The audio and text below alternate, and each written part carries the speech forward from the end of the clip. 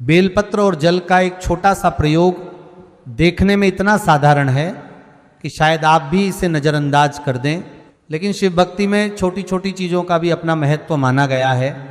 खासकर सावन के महीने में अगर आप भगवान शिव को बेलपत्र चढ़ाते हैं तो इस सरल विधि को ज़रूर जान लीजिए। मान्यता है कि श्रद्धा और सही विधि से किया गया पूजन मन को शांति देता है और भगवान शिव की कृपा प्राप्त करने का माध्यम बन सकता है।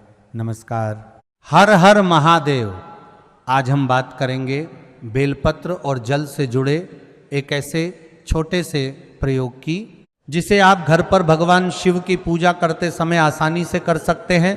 इसके लिए आपको किसी महंगे सामान की जरूरत नहीं है, बस साफ जल, 1 या 3 बेलपत्र और भगवान शिव के प्रति सच्ची श्रद्धा चाहिए।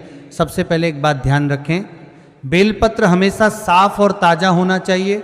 कोशिश करें कि बेलपत्र कहीं से फटा हुआ या बहुत खराब ना हो, उसे साफ जल से धो लें। इसके बाद एक साफ पात्र में जल लें। अब इस जल को भगवान शिव को अर्पित करने से पहले मन में भगवान शिव का स्मरण करें और अपनी श्रद्धा के अनुसार बोलें नमः शिवाय। अब बेलपत्र को अपने हाथ में लेकर भगवान शिव का ध्यान करें। मान्यता के अनुसार बेलपत्र की 3 पत्तियां भगवान शिव के त्रिशूल और उनकी विभिन्न शक्तियों का प्रतीक मानी जाती हैं, इसीलिए बेलपत्र चढ़ाते समय जल्दबाजी न करें। अब आता है इस छोटे से प्रयोग का सबसे महत्वपूर्ण हिस्सा। एक साफ बेलपत्र लें और उसे थोड़े से जल से स्पर्श कराएं। इसके बाद भगवान शिवलिंग पर पहले जल अर्पित करें और फिर बेलपत्र श्रद्धापूर्वक चढ़ाएं। बेलपत्र चढ़ाते समय मन में अपनी इच्छा को बार बार दोहराने के बजाय भगवान शिव से अपनी समस्या दूर करने और सही मार्ग दिखाने की प्रार्थना करें। आप चाहें तो इस दौरान 11 बार नमः शिवाय का जाप कर सकते हैं, लेकिन ध्यान रखिए इस प्रयोग का उद्देश्य किसी चमत्कार की गारंटी देना नहीं है। पूजा पाठ श्रद्धा और आध्यात्मिक साधना का हिस्सा है। किसी मनोकामना के पूरी होने की निश्चित गारंटी किसी भी पूजा विधि से नहीं दी जा सकती। असली महत्व आपकी श्रद्धा, अच्छे कर्म और सकारात्मक सोच का है। अब सवाल आता है कि बेलपत्र चढ़ाने के बाद क्या करना चाहिए। पूजा पूरी होने के बाद कुछ देर शांत होकर भगवान शिव के सामने बैठिए, आंखें बंद कीजिए और कुछ मिनट सिर्फ नमः शिवाय का जाप कीजिए। इस दौरान अपने मन की चिंता भगवान शिव के चरणों में छोड़ने का भाव रखें। कई शिव भक्त मानते हैं कि सावन में शिवलिंग पर जल और बेलपत्र अर्पित करने से विशेष आध्यात्मिक लाभ मिलता है। इसका सबसे बड़ा लाभ यह है कि पूजा के दौरान मन एकाग्र होता है और व्यक्ति अपनी चिंताओं से कुछ समय के लिए दूर होकर ईश्वर का स्मरण करता है।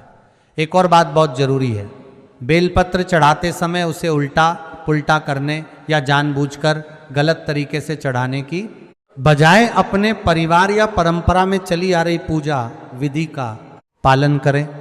अलग अलग क्षेत्रों और परंपराओं में बेलपत्र चढ़ाने के नियमों में अंतर मिल सकता है, इसलिए केवल सोशल मीडिया पर सुनकर किसी नियम को अंतिम सत्य न माने। अगर आपके घर में शिवलिंग है तो सोमवार या सावन के किसी शुभ दिन स्नान करके साफ कपड़े पहने भगवान शिव का ध्यान करें। सबसे पहले जल अर्पित करें, फिर बेलपत्र चढ़ाएं और अपनी श्रद्धा के अनुसार नमः शिवाय का जाप करें। और अगर आपके पास पूजा के लिए ज़्यादा सामग्री नहीं है तब भी चिंता करने की जरूरत नहीं है। भगवान शिव की पूजा में सादगी और श्रद्धा को बहुत महत्व दिया जाता है। 1 लोटा स्वच्छ जल और बेलपत्र के साथ भी आप श्रद्धा पूर्वक शिव जी का स्मरण कर सकते हैं, क्योंकि अंत में पूजा की कीमत सामग्री से नहीं भावना से तय होती है। तो अगर आप भी भगवान शिव के भक्त हैं, आज जब भी शिवलिंग पर जल और बेलपत्र अर्पित करें, कुछ पल रुकिए, आंखें बंद कीजिए और पूरे मन से बोलिए, हे महादेव, मेरे जीवन में जो भी कठिनाइयां हैं उन्हें सहने की शक्ति दीजिए, मुझे सही रास्ते पर चलने की बुद्धि दीजिए और मेरे मन को शांति दीजिए। फिर 11 बार बोलिए नमः शिवाय, नमः शिवाय, नमः शिवाय। मान्यता है कि महादेव की भक्ति में सबसे जरूरी चीज दिखावा नहीं बल्कि सच्ची श्रद्धा है। इसलिए सावन में अगर आप ये छोटा सा बेलपत्र और जल का प्रयोग करें तो इसे किसी चमत्कारी उपाय की तरह नहीं, बल्कि भगवान शिव के प्रति अपनी श्रद्धा और ध्यान के एक सरल माध्यम के रूप में करें। हर हर महादेव।